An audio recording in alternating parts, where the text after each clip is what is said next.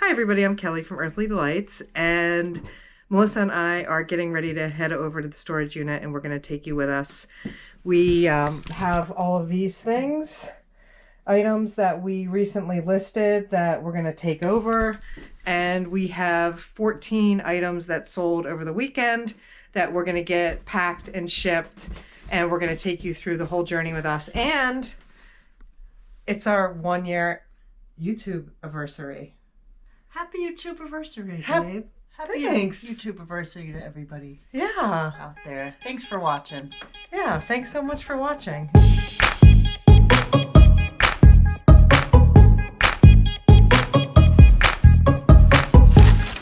Labeled.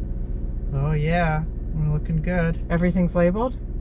No, this was just right out there on the table. Yeah. And this is at home. That's at home, yeah. Yeah. All right, this should be a quick pickup. Yeah. I wrote down 3 questions thinking they might be good reflection questions for us. Mm-hmm. You know, given that it's our 1 year anniversary of YouTube, we've been doing eBay for 1.5 years. So the first one is, what is the best way for you to source? I've been thinking about that on my own actually, and I realized that I like to do the bulk of sourcing at estate sales because, you know, when you bundle items together, you get the best price. Buying items from estate sales feels better to me ethically than the Goodwill. You know, this comes up a lot in the thrifting community. You know, is thrifting and reselling from the Goodwill, is that stealing from poor people? I don't think it's that black and white, really. But, you know, I guess I do feel a little bit of that burden. And I don't think that that's the case. It feels different to me, sourcing at estate sales, because the scenario there is people who need to clear out their homes for whatever reason, and they just need to get rid of everything quick and try to make a little money on it. So I feel better about it, and I think we get better deals. The exception, I think, is like with that, what was it called? The Lilliput Lane? That rare, very valuable villaging piece that you got for $100 at the Goodwill, and we sold. We're gonna tell you later the whole story about that. But yes, yeah. I found something in the cases at the Goodwill for $100, which I've never spent $100 at the Goodwill on a single item. Yeah. But this was an exception, and we'll get into that later. But I think that items like that are luxury items. It's not something that you know, if you're. It's a good point. Yeah, and so that feels okay to me to move that on because, yeah, she'll tell the story later. So, yeah, that's how I feel about it. That's how I feel. That's where I want to focus the bulk of my sourcing. I think that I'm a lot more selective at the Goodwill now than I used to be. Well, that was the next question is, what do you do differently now that you didn't do before when we first started? Yeah, I mean, we used to fill up our carts at the Goodwill, and, you know, honestly, a lot of it, we just don't source that way anymore. We're really selective. We look at, okay, if I'm spending $5 at the Goodwill, I want to sell it for at least $30. That's kind of the number that we for have. At least 30. Yeah, right. Because we want to. Yeah. You know, just in terms of the time of like listing it, you know, cataloging it, getting it ready, you know, all that stuff. Or if it's less, I want to know that it's like something that's highly in demand and it's going to sell quickly. You know, because not everything is going to make you $25. Do you see yourself selling on eBay 5 years from now? Gosh, I've always had a hard time looking into the future. And, you know, I know, that's why I'm asking. Yeah. I think so. I mean, I'm happy with our lifestyle. I like that I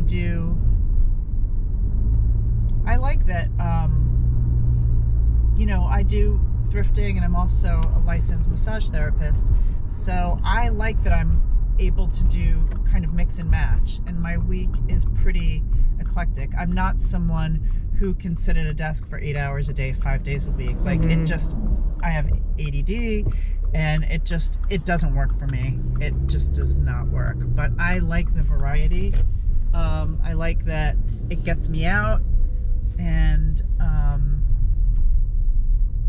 yeah, I could see doing this in 5 years. Me too.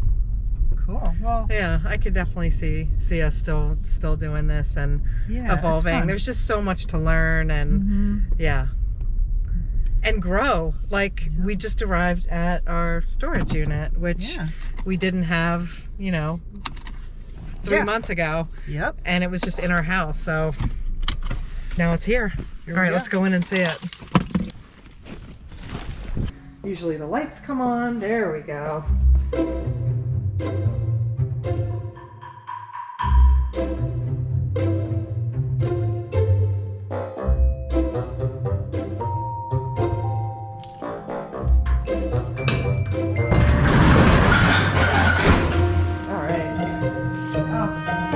See what I brought over? Oh, to address the dim lighting issues. We don't have electricity here. And that is awesome. It came in handy last time. I wish I had mine. No, I couldn't see the last time when I was digging through all the bins. Here, I'm going to let you wear it because you're older and your eyesight is... Oh, that's you. So kind. How did you put the... Wow, I look like a cyclops. I'm so backlit. All right, so we've got a Funko in tea.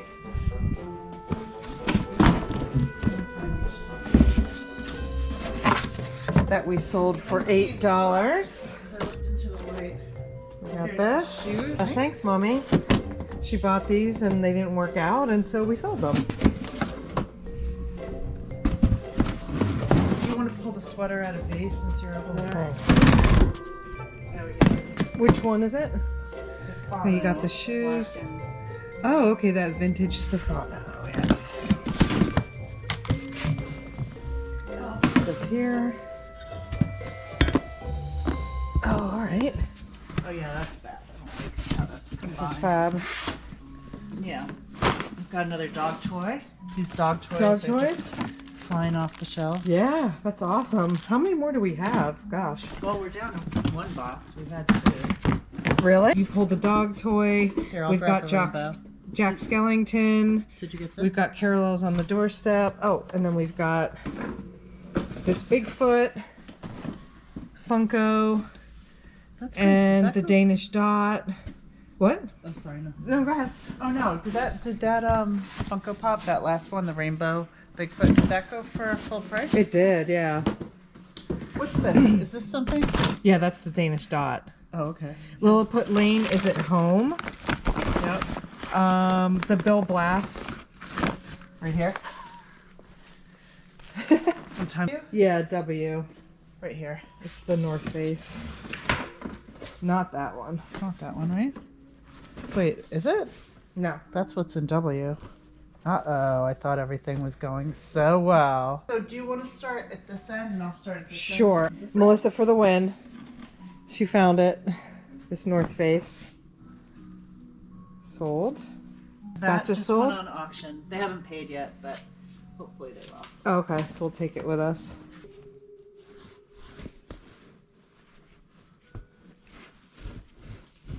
Oh, okay. I'll grab it. It did not go for... I think we have everything. That went really smoothly today. Uh-oh. It's building. This area right here, this is all the stuff that we've brought that needs to get... This needs to get cataloged. Yeah. Into all of these, yeah. Yeah. Okay, so we're identifying something to do. Yeah, it's one thing when there's like 1 or 2 boxes of new things and you just know that, but when it's like 5, 6, 7. It's going to be hard to find. Yeah. All right, we pulled the 14 items plus the items that are going to end on auction soon, and only one thing didn't have a custom SKU. And we found it. And we found it. Yeah. Or it was mislabeled. Oh, mislabeled. Okay. Well, that's not too bad. But we found it. All right, and then we're going to go back to the house and do pack and ship. But first, coffee. Yeah, we're going to get some coffee. You answered all the questions on the way there. Yeah. No, you answer them on the way back. Ooh. Yeah, so where do I like to source most? What works best for me? Mm-hmm. I would say exactly what you just said. You know, we've had conversations about sourcing at the Goodwill. I'm not going to say it's black and white either. I wouldn't say that I'm not going to shop at the Goodwill, but I think going to yard sales and estate sales does feel better, and even just on a energetic level, you know, I feel like I'm really kind of amped up at the Goodwill, and people are around me and they drive me crazy, you know. Yeah. And everybody's kind of like, I mean, it's the same at estate sales too, though. Like, yeah, people are, you know, crowding around things, grabbing things. I mean, mostly people are really considerate and friendly, and I mean, overall, I think it's a good experience at all places. But I do like going like an hour late or so to an estate sale and finding the things that didn't sell in the first round of people who were in there. It's less crowded. Yeah. No, that is a change. Yeah. I used to be like, we have to get there early or there's no reason to get there at all, right? It was like, but I don't feel like that at all. It's a mob scene. It's a mob scene. The first hour, it's like all resellers, right? Yeah. Yeah. Mm-hmm. Yeah, so I guess, yeah, I would focus on estate sales because I think we find really good things there and it's really good prices. And then just source for really specific things at Goodwill. You know? Let's break. Coffee break. Coffee break. Can I have a sip? It's very good. That's really good. I know. I feel like a good latte, I don't need any sugar. And I got a pumpkin muffin to eat later. And what else? And we got Roast Giving. It's a special blend. It's extra caffeinated dark roast. So we are going to be super amped up. We do have a lot of listing to do of Christmas items. That's true. Maybe that'll help us go. Yeah, we are prioritizing those. They need to go. Get it done. Mm-hmm.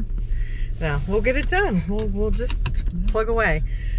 So, second question is, will I be doing this 5 years from now? Do I see myself?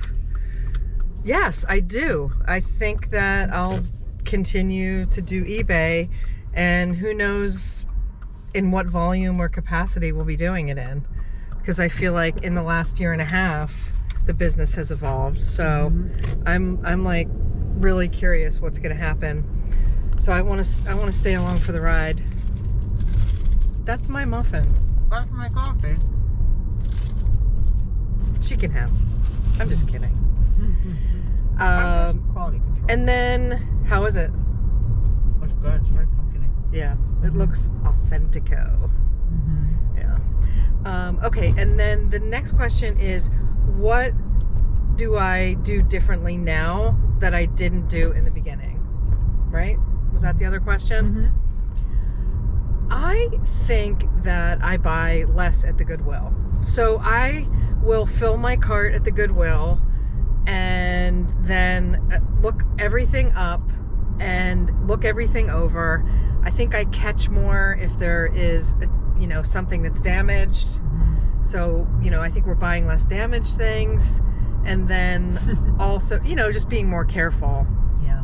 And then I also think that if we notice that something only sells for a margin of like $5 profit or 10 or 15, we really deliberate on it. Like if it's something that's going to sit for a while and only sell for 10 or 15, I think we pass on it.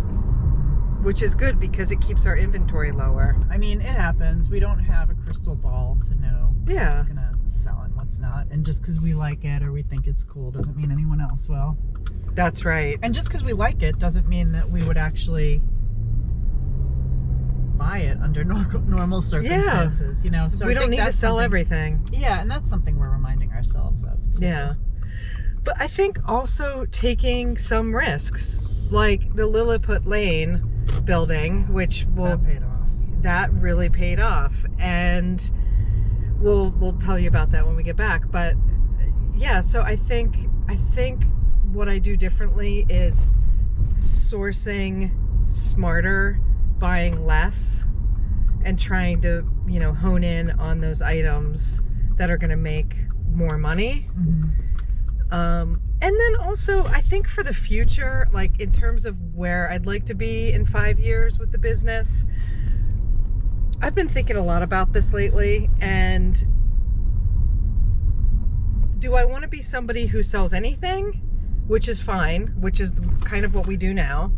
We sell anything that sells well, you know, or sells. Yeah, I mean, but also, you know, do we want to hone in on a specialty? Like, do we want to focus more on a certain kind of item? Mm-hmm. I go back and forth with that because I like a lot of different things. Mm-hmm. So it's very hard for me to focus on like, oh, I'm just going to do, you know, vintage ceramics or vintage housewares. Well, or we could also, you know, have a couple of areas. We could, I mean, there is the option to have multiple stores. We could have Earthly Delights vintage clothing and then Earthly Delights ceramics, or you know what I mean? We could have a couple of specialties, but I hear what you're saying. I mean, I think we do have some parameters. We don't sell like anything. Like we don't really do like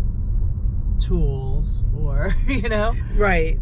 And we don't do electronics. I mean, once in a blue moon, but honestly, I mean, camera equipment, just because I tend to buy things, use them for a while, and then upgrade, or so we do that. But I don't know. I don't really like to do electronics. It doesn't give me much joy. I think maybe focusing in, I've actually felt myself do that a little bit more.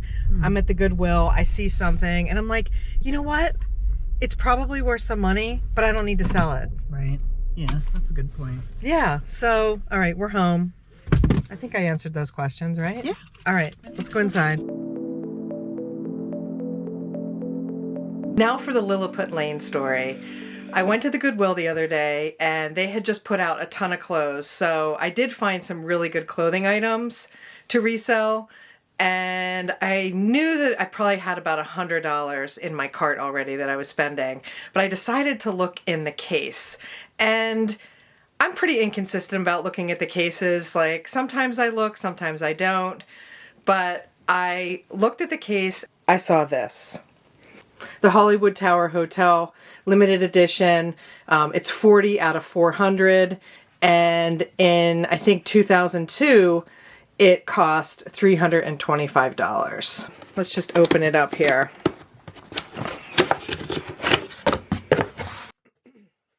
It was $99.99, and I thought, wow, that's a lot of money. I'm not really sure if I want to drop $100 on a single item.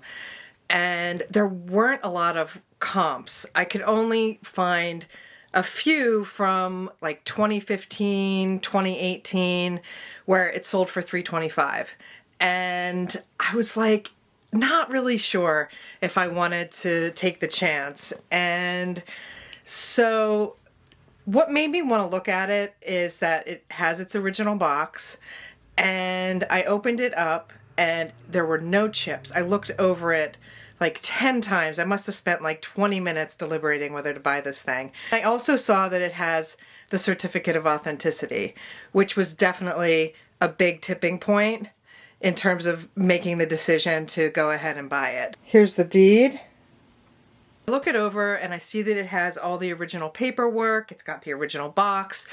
It's in immaculate, pristine condition.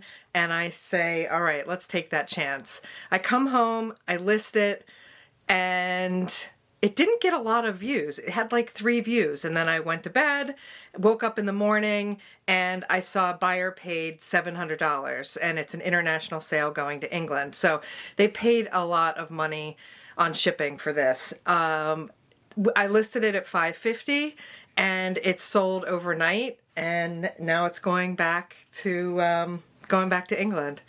So I'm really glad I took that chance and checked out those cases. So I highly recommend, you know, doing that. And if you can, paying up for some things, you know, has a real payoff, because we paid $100, it sold for $550.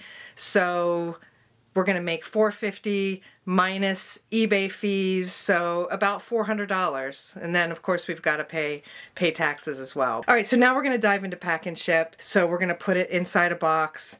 We're going to put a lot of cushion around it.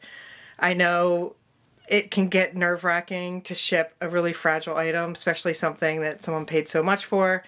But let's go ahead and pack this together and get everything else packed. I'm going to use this Lowe's box, and I'm going to put the building itself in a plastic bag, and then I'm going to put some foam all around it, because it looks like, so it has the original bottom foam, but I think it probably had a top one.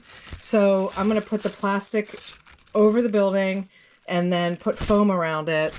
And then I'm going to really pack it tight in there so it doesn't move inside this box. Here's Lilliput Lane, and this is the Hollywood Tower Hotel. It's got the original sticker on the bottom. It's got the certificate of authenticity here to show you that. All right, so we're going to go ahead and put this in this bag. Now it's in the bag and in the box. Here. We've got a bunch of this. I'm just going to pull this out. I'm going to put this around the sides of it so it acts as kind of a formed structure here. So if it moves in the box, it's not going to tip over. Didn't have any foam. It had foam on the bottom. Yeah. Okay. So basically, I just encased it in a ton of bubble wrap, and then I'm going to put this on top of this, protect the top, and then close it up. What I'm going to do is make this box, turn this box from a 12 by 12 by 16 into a 12 by 12 by 12.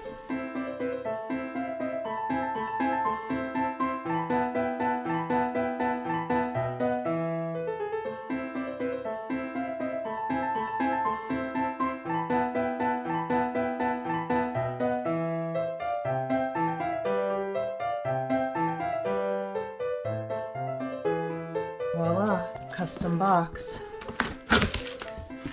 Oh wow. See, that's going to be well protected. Having the right size box and having to customize a box is a colossal waste of time. But, you know, when you don't have it, when you're in a pinch, that's what you got to do. You've got to do what you got to do and customize a box. It's hard to find 12 by 12 by 12 boxes. It is. So, right? Yeah, if you have 12 by 12 boxes, please send them to us. We'll use them. We could use them.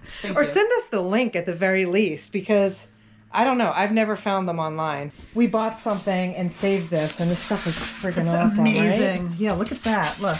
And then we'll put some on the bottom. This fits perfectly on the sides. You know, we'll slip a few extra pieces in there. Reuse packing materials, because it's like I would never want to have to buy like tons of foam. It just feels like such an environmental disaster. Yeah.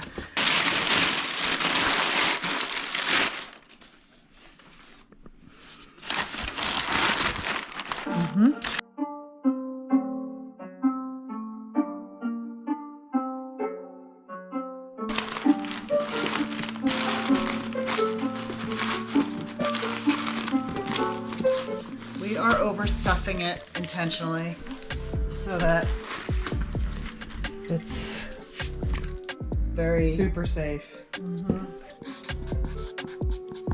Let's give it one final weight and measure and print up the packing slip. Okay, let's do it.